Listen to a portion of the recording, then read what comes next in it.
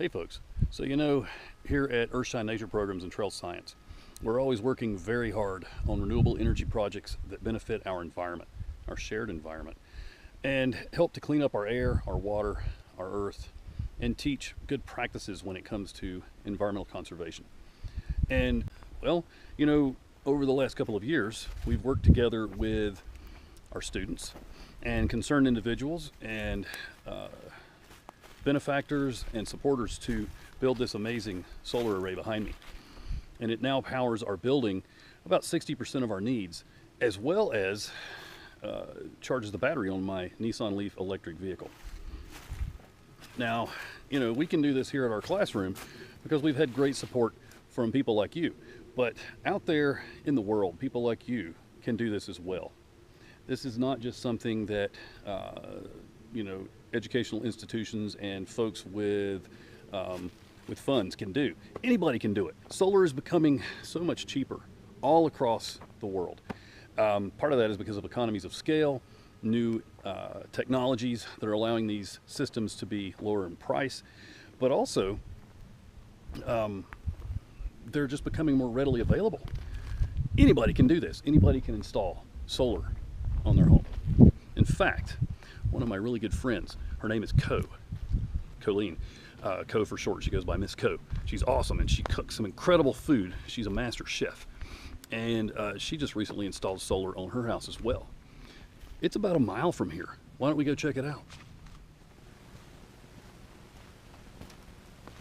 So how cool is this? My little electric car, my 6-year-old electric car, my old electric car, is charging on sunshine. Our nearest star, the sun, hitting the solar array, sending power into the inverter, which then sends it into my car via the charging station that you can't see down below. Charging my car on clean solar energy. Amazing. Science, right? Wow. Now, why don't we unplug my car and go take a look at Miss Coe's solar array about a mile up the road.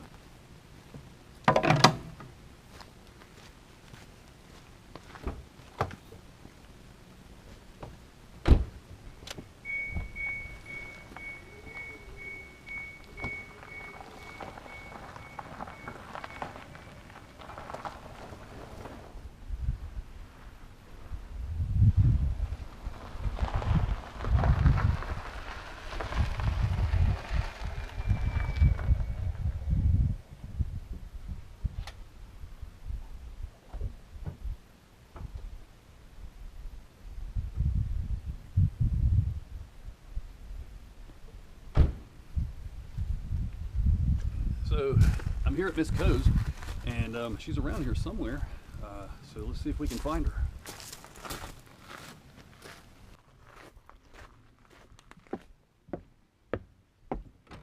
There she is. Hey Coe. Well, I'm here to look at your solar array. Yeah, this is such a cool place. What an awesome pad. Thank you. All right, let's go take a look at your solar array. Okay.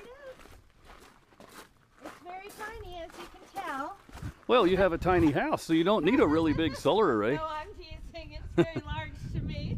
Well, it's over 2,000 watts, I remember. And so why did you decide to put in a solar array? Well, as you know, working with Steve at Momentum and Trails Carolina, they were very inspiring to me, and not really wanting to give old Duke any more of our hard-earned money was a big motivator. Also, just doing what's the best thing for our environment.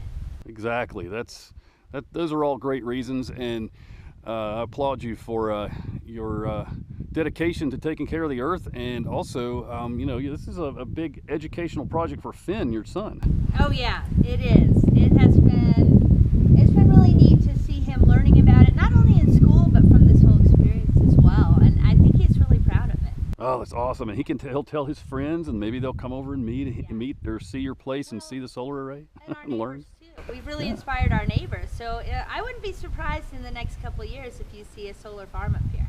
Ooh, that makes me happy. Yeah.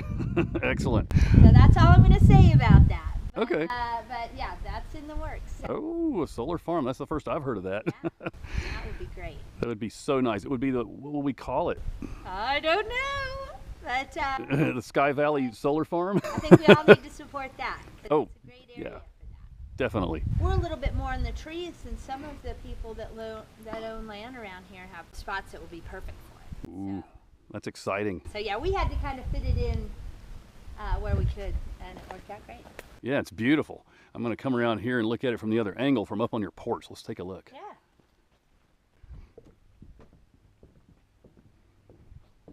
Look at that.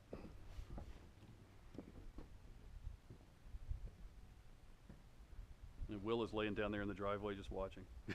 Yeah, she likes to lay in the shade of the solar panels too. I bet she does. Yeah, you could string a hammock up between these two beams.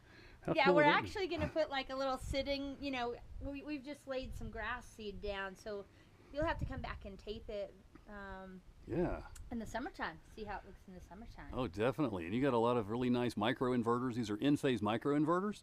And the reason micro inverters are really cool is because if one of the panels is shaded by the sun, such as is going on now, some of the panels are being shaded and some aren't, then the in-phase microinverters, or any microinverter for that matter, will shut down one panel, but all the other panels that are still being illuminated will work as normal.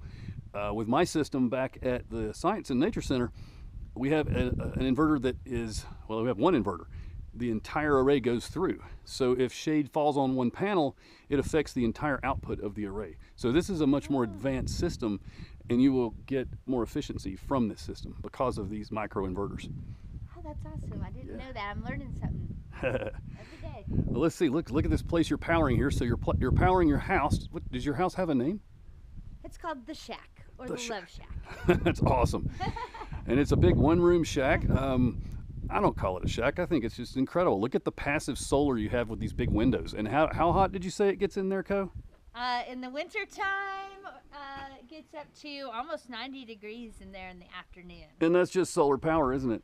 And in the summertime, of course, we have our shades down because that's a little too hot. Right. But now what I've done over here is I've plugged in my Nissan Leaf to your outlet. And here's my car. And the solar panels are kicking out a ton of power right now. So I'm going to plug my car in and charge on some sunshine. So like I do back at the Nature and Science Center, just over the hill, I charge on sunshine there all the time.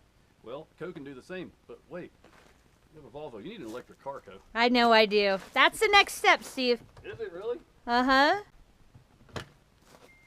Hey, solar power and electric vehicles. They work very well together. And, well, it's freedom from the man, as some might say. With solar array, you're not paying Duke Energy for electricity, and with an electric vehicle, you're not having to buy gas. You Yay! can charge at home on sunshine. Yes. We love that. So cool. All right, so what an amazing adventure over here to Miss Coe's place to see her solar array and her house and find out why she's done this amazing project.